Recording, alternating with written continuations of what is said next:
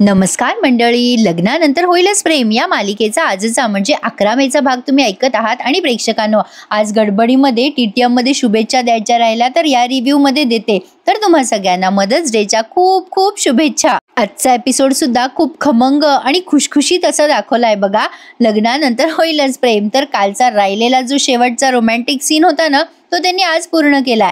आता पार्थ काव्याकडे असा बघतोय सारखा, ती झोपेत असताना, आणि इकडे नंदिनी सुद्धा जीवाकडे बघतीये. पार्थ आणि नंदिनी दोघे रोमॅन्टिक झालेत आपापल्या पार्टनरसाठी, असं त्यांनी सुरुवातीला दाखवलं. आणि सोबत मालिकेचं शीर्षक गीत, त्यामुळे बघायला खूप छान आणि ऐकायला खूप सुमधुर असं वाटलंय. तर बघत राहा. आता पार्थ आणि काव्याचे जरा भांडणं झालेत, पण आज पार्थने काव्याला रिअलाइज करून दिलंय की ती खोटं बोलली म्हणून तो खूप हर्ट झाला. पण असो, त्याच्या मनात मात्र काव्याबद्दल प्रचंड प्रेम आणि आपुलकी आहे असं दिसतंय खरी. दोघंही म्हणजे नंदिनी आणि पार्थ दोघेही जण एकमेकांच्या पार्टनर सोबत आतापर्यंत घालवलेल्या गोष्टी आठवतात आणि मनातल्या मनात हसतात. आता बघा सकाळच्या प्रहरी हा पार्थ निघालेला असतो ऑफिसला, तेव्हा काव्याने त्याच्यासाठी सुंदर अशी कॉफी केली आहे, खूपच छान. आता काव्या पार्थला मनवायचा प्रयत्न करतेय अप्रत्यक्षपणे. आता नवीन कोणी सर्वंट आली आहे यांच्याकडे. आता पार्थ या ताईंना म्हणतो, तुम्ही कल्पनाताई कुठे आहे? त्यावर त्या म्हणतात, मी नवीनच जॉईन झाले, मला कॉफी द्यायची सांगितली होती तुम्हाला. त्यावर पार्थ म्हणतो, हो पण मी सांगितलं नव्हतं तुम्हाला मला कॉफी द्या. मग आता ती ताई म्हणते की मला काव्याताईने सांगितलंय कॉफी देण्यासाठी तुम्हाला. आता पार्थने जरा रिअलाइज करून दिलंय बरं का काव्याला की तो चांगलाच चिडलाय. तो आता त्या कॉफीकडे बराच वेळ बघतो आणि जरा स्टेअर करतो. आता काव्याला वाटतं आता काही रिॲक्ट होत आहेत का पार्थ, बघूयात. काव्या किचन मधनं बघते पार्थला. आता काव्याला वाटतं मी कॉफी पाठवली म्हणल्यावर पार्थ तर पिणारच, असा ती मनातल्या मनात विचार करत असते. पण पार्थ बऱ्याच वेळ त्या कॉफीकडे बघतो आणि मग म्हणतो, नकोय मला ही कॉफी. आता तिकडे लगेच काव्याला राग येतो बरं का. आता पार्थ एक्सप्लेन करतो, कॉफी आवडते मला पण आज नको. आता काव्या त्या ताईंना अशी खुणवते की थांबा जरा थांबा, जाऊ नका तिथून. आता पार्थच्या ते लक्षात येतं की काव्या त्या बाईला काहीतरी खाणाखुणा करतीये. आता पार्थ म्हणतो, काय झालं, काय बघताय तुम्ही, नकोय मला कॉफी, घेऊन जा बरं. आता त्या ताईंनी ते कॉफीचा मग उचलला आणि घेऊन गेल्या बिचारा किचनमध्ये. आता इकडनं काव्या खाली लपते जेव्हा पार्थ मागे बघतो. आता काव्या लगेच किचनमधनं बाहेर येते बरं का आणि त्या बाबतीत पार्थला जाब विचारते आणि त्याच्यासमोर अशी येऊन उभी राहते. आता पार्थ काहीच बोलत नाही, त्याचा नाश्ता करत असतो. तो काव्याकडे मुद्दाम बघून न बघितल्यासारखा करतो आणि मग काव्या तरी सुद्धा बऱ्याच वेळ त्याला स्टेअर करते. मग थोड्या सेकंदाने पार्थ म्हणतो, काय हवंय काव्या? त्यावर काव्या म्हणते, मला उत्तर हवंय, तुम्ही का चिडलात माझ्यावर? त्यावर पार्थ म्हणतो, मी चिडलोय काय? काव्या म्हणते, आणि कोण आहे इथे? अंजली ताई मगाशी इथे होती, आता मीच आहे तुमच्या समोर एकटी. आता तुम्ही आहात ना माझ्या समोर एकटे, मग तुम्हालाच विचारेल ना मी की का चिडलात? पार्थ म्हणतो, मी मस्करी करायच्या मूडमध्ये नाहीये. काव्या म्हणते, का नाही आहात मस्करी करायच्या मूडमध्ये? पार्थ म्हणतो, अरे मी मस्करी करायच्या मूडमध्ये नाहीये तर नाहीये, आणि जेव्हा करतो तेव्हा म्हणतो करू नका, काय प्रॉब्लेम आहे तुमचा? त्यावर काव्या म्हणते, माझा असा प्रॉब्लेम आहे की पार्थ देशमुख माझ्यावर चिडलेत हे कळलंय मला, म्हणजे अंदाज आलाय तसा मला, पण सांगा ना तुम्ही का चिडलात माझ्यावर?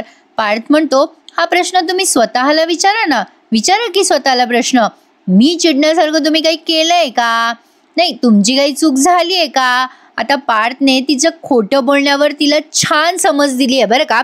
आणि नवऱ्याच्या बाबतीत असा धाक प्रत्येकीला असायला हवा, आणि नवऱ्याबद्दल धाक असणं हा त्याच्या प्रती असलेला आदर आहे असं मी समजते. माझं एक छोटंसं मत व्यक्त केलं.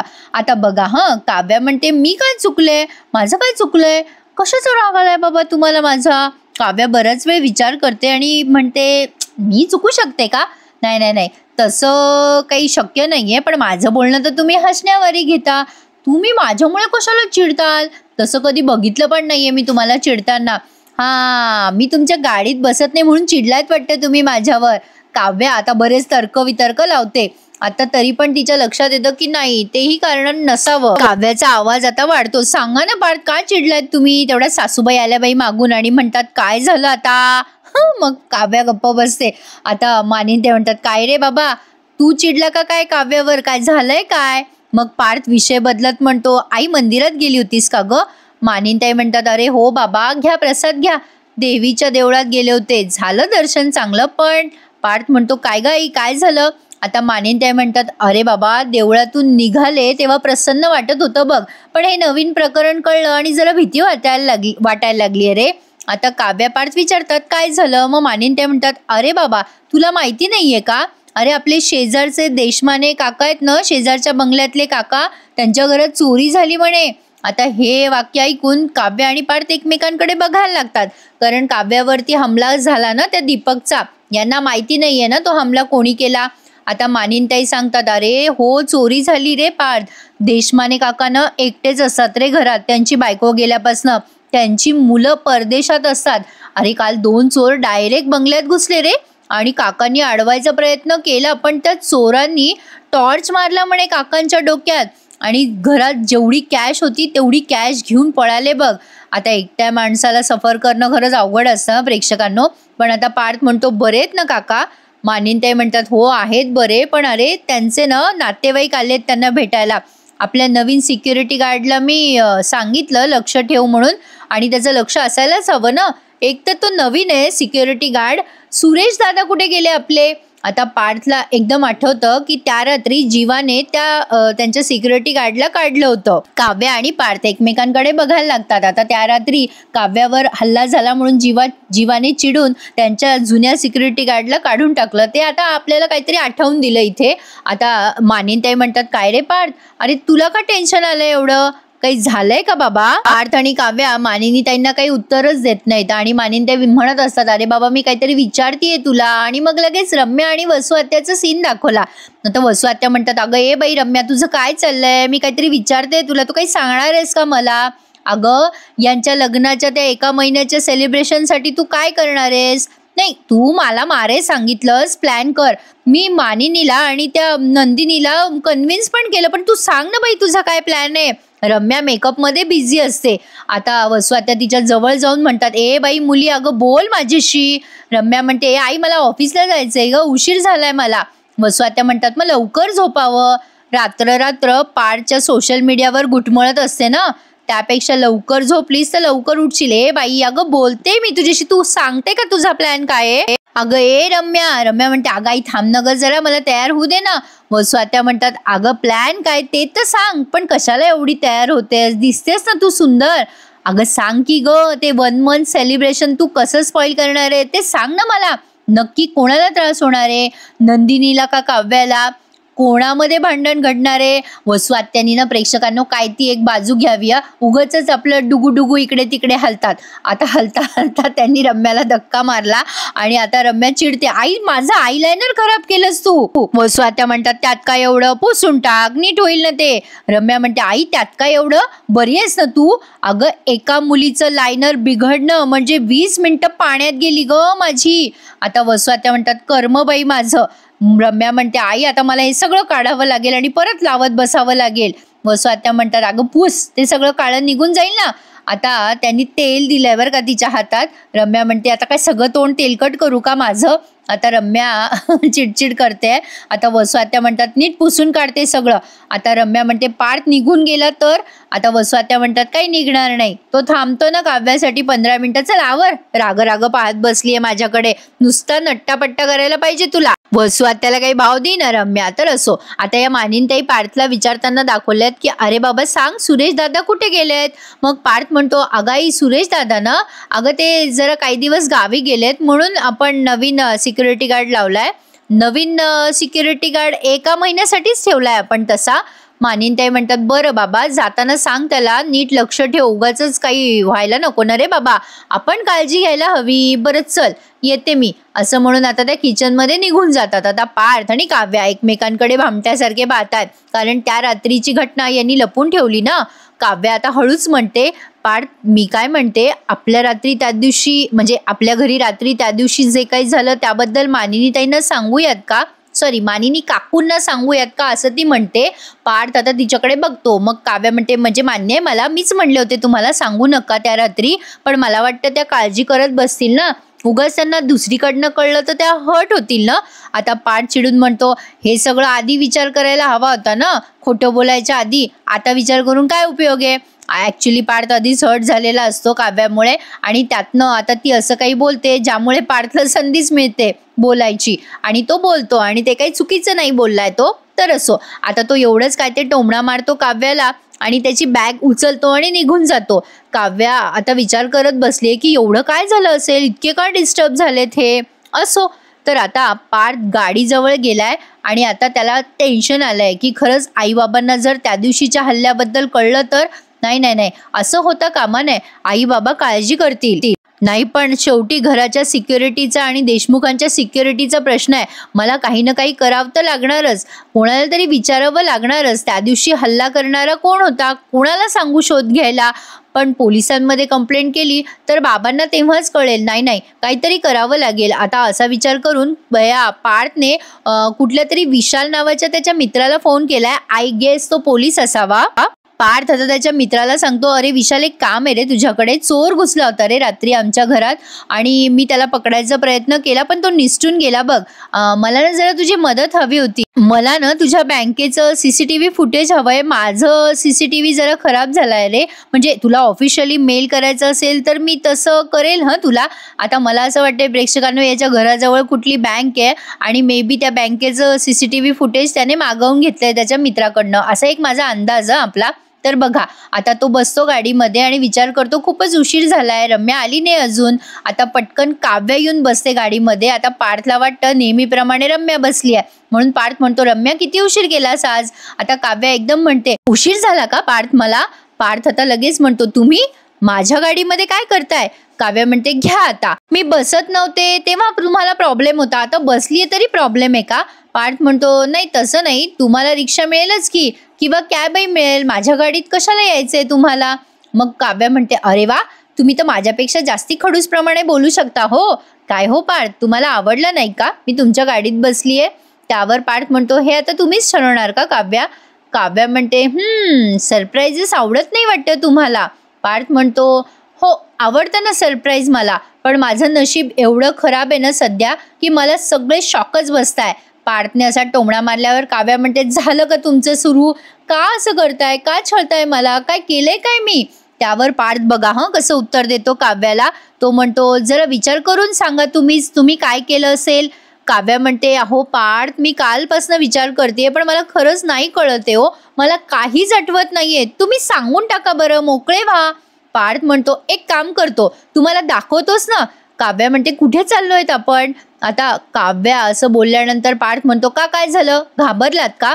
काव्या म्हणते, अहो नाही हो, जनरल विचारलं मी तुम्हाला, कुठे चाललोय आपण. पार्थ म्हणतो, तिथेच चाललोय जिथे तुम्ही रोज जाऊन बसता तुमच्या क्लासमध्ये. आता काव्या म्हणते, ओ अच्छा, माझ्या क्लासमध्ये काय. त्यावर पार्थ म्हणतो, तुमचा क्लास, चला तुमच्या क्लासला सोडतो तुम्हाला आणि सांगतो तिथे माझ्या चिडण्याचं कारण. आता काव्याच्या चेहऱ्यावर मोठा प्रश्नचिन्ह आहे.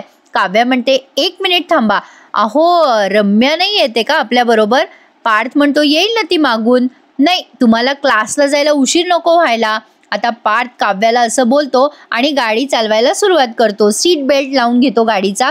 कसं आहे ना प्रेक्षकांनो, असं म्हणजे एकंदरीत या पार्थच्या वागण्यावरनं दिसतंय खरी की याला खोटं बोलण्याबद्दल प्रचंड चीड आहे आणि आता जीवा आणि काव्याने त्यांचं प्रेम प्रकरण लपवलंय. आता हे सगळा हंगामानं तेव्हा होईल जेव्हा यांचं एकमेकांवर प्रेम जडेल, असा एक माझा अंदाज आहे बरं का. आता काव्याला अजूनही कळलं नाहीये की पार्थचं नेहमी काय बिघडलंय. तर असो, आता निघाली आहे बरं का काव्या पार्थ सोबत, त्याने गाडीची काच वगैरे लावली. आता इकडे रम्याबाई निघाल्यात मेकअप बिकअप करून. ऑलरेडी तिचं आयलायनर का काय खराब झालेलं होतं त्यामुळे तिला लेट झालंय. आता नंदिनी तिची चांगलीच खेचते कारण ती चालता चालता जोरात पडायला लागते. तेव्हा नंदिनी तिला सावरते आणि म्हणते, अगं अगं अगं रम्या सावकाश, अगो किती जोरात चालली आहेस, पडशील ना तोंडावर.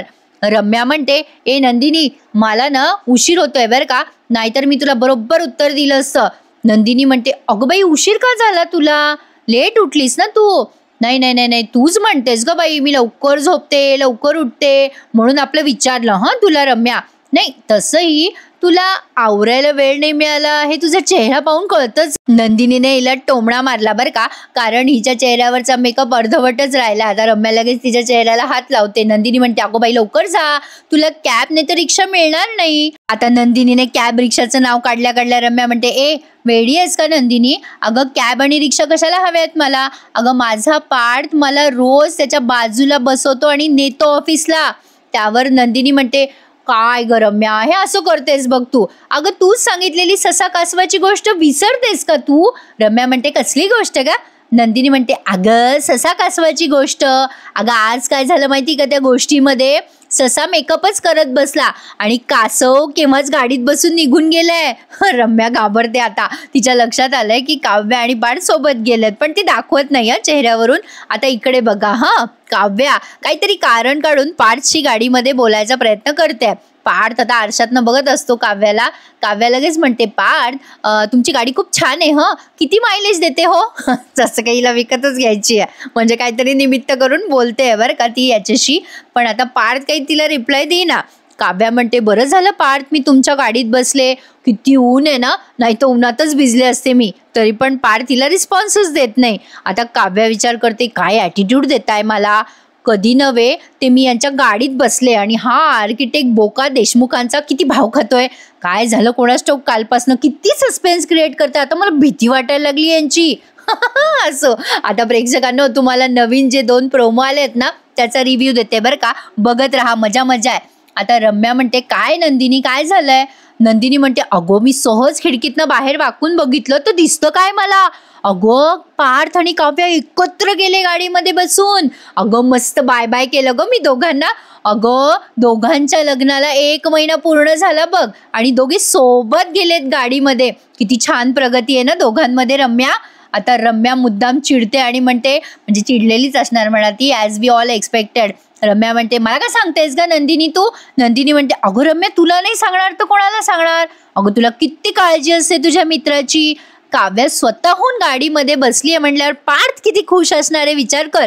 डोंट वरी, तू नको टेन्शन घेऊ, तू कॅब शोधतेस ना, अगं जा लवकर तुला उशीर होईल ना रम्या. रम्या आता नंदिनीकडे कटाक्ष टाकते. नंदिनी आता तिच्या हाताचं कोपर धरते आणि म्हणते अगं थांब थांब रम्या, अगं तू ना ऑफिसमध्ये गेल्या गेल्या एक काम कर, पार्थला लगेच विश करून टाक. 1 month ॲनिव्हर्सरी सेलिब्रेशन आहे ना, त्यांना आनंद होईल तू विश केल्यावर. आता रम्याला येतो राग नंदिनीचा. आता ती नंदिनीकडे राग बघते आणि निघून जाते. नंदिनी तिला बाय करते. असो आजचा एपिसोड खमंग आणि खुसखुशीत होता की नाही, हा इथेच संपलाय. आता पुढच्या भागात बघा मानिनी ताई नंदिनीला म्हणत असतात की मी ना बाई चिडले जीवावर, जीवाच्या लक्षात कसं काही नाही. आता जीवा तिथे येतो आणि नंदिनीला म्हणतो काय झालं आज, काय आहे काय लक्षात नाही माझ्या.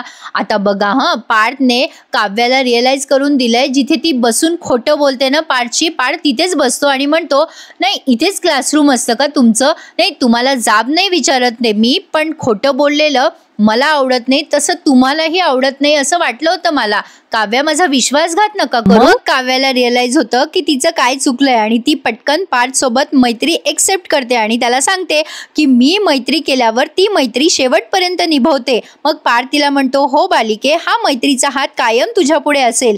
तर प्रेक्षकांनो आता तो म्हणतो की बघा आता हसल्यावर किती छान दिसता तुम्ही. त्यावर काव्या म्हणते माहिती आहे. पार्थ म्हणतो एरवी अशा फिसकारलेल्या मांजरीसारख्या दिसता. मग काव्या त्या पार्थला चिडवत म्हणते तुम्ही पण ना आर्किटेक्ट बोका दिसता. आता हा पार्थ स्माईल करून तिला रिस्पॉन्स करतोय. आणि आणखीन एक प्रोमो आलाय. आता या वसू आत्यांना केक खायची घाई झालेली असते. यांच्या पहिल्या महिन्याच्या वाढदिवसाच्या लग्नाचं काय असतं ते बाबा कॉम्प्लिकेशनच आहेत. आता ही काव्या चिडून त्यांच्या तोंडात केक कोंबते आणि मग ही नंदिनी चिडते काव्यावर आणि म्हणते माफी माग वसू आत्याची आणि पार्थची.